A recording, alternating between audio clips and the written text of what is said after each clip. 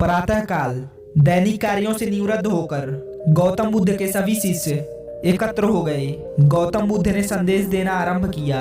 वे बोले, आज मैं तुम्हें ऐसे व्यक्ति की कथा सुनाता हूँ जिसके पास सब कुछ होते हुए भी वह दुखी था।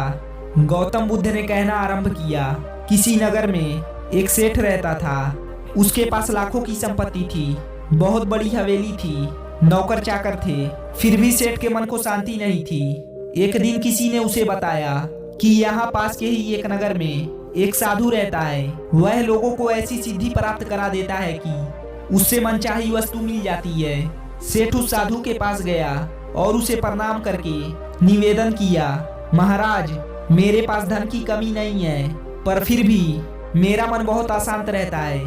आप कुछ ऐसा उपाय बता दीजिए कि मेरी अशांति दूर हो जाए। सेठ ने सोचा कि साधु बाबा उसे कोई ताबीज दे देंगे या और कुछ कर देंगे जिससे उसकी इच्छा पूरी हो जाएगी और उसका मन हमेशा के लिए शांत हो जाएगा। लेकिन साधु ने ऐसा कुछ भी नहीं किया, बल्कि अगले दिन उसने सेठ को धूप में बिठाए रखा और स्वयं अपनी कुटिया के अंदर छाया में जाकर चैन से बैठा रहा। गर्मी के दिन थे, सेठ का बुरा हाल हो गया। उसको बहुत गुस्सा आया, पर उसने किसी तरीके से खुद को शांत रखा।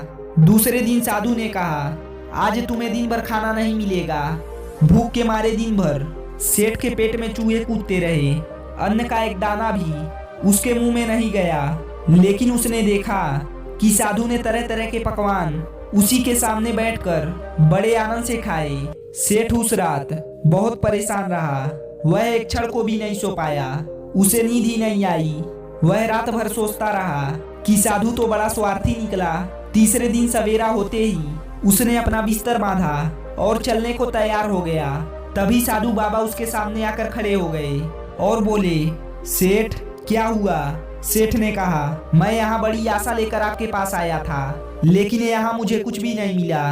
उल्टी मुझे ऐसी मुसीबतें उठानी पड़ी जो मैंने अपने जीवन में कभी नहीं उठाए, इसलिए मैं जा रहा हूँ। साधु हंसकर बोला, मैंने तुम्हें इतना कुछ दिया पर तुमने कुछ भी नहीं लिया। सेठ ने आश्चर्य के भाव से साधु की ओर देखा और बोला, आपने तो मुझे कुछ भी नहीं दिया। साधु ने कहा, सेठ, पहले दिन जब मैंने तुम्हें धूप में बिठाया और स्वयं छाया में बैठा रहा, तब मैंने तुम्हें बताया कि मेरी छाया तेरे काम नहीं आ सकती। जब मेरी बात तेरी समझ में नहीं आई तो दूसरे दिन मैंने तुम्हें भूखा रखा और स्वयं खूब अच्छी तरह खाना खाया। उससे मैंने तुम्हें समझाया कि मेरे खा लेने से तेरा पेट नहीं भर सकता। सेठ, याद रख, मेरी साधना से तुझे सिद्धि नहीं मिलेगी। तूने अपना धन अपनी मेहनत से कमाया है और शांति भी तुझे अपने पुरुषार्थ, साधना और अपनी मेहनत से ही मिलेगी। सेठ की आंखें खुल गई। अब उसे अपनी मंजिल पर पहुंचने का रास्ता मिल गया था। साधु के प्रति आभार व्यक्त करता हुआ वह अपने घर लौट आया।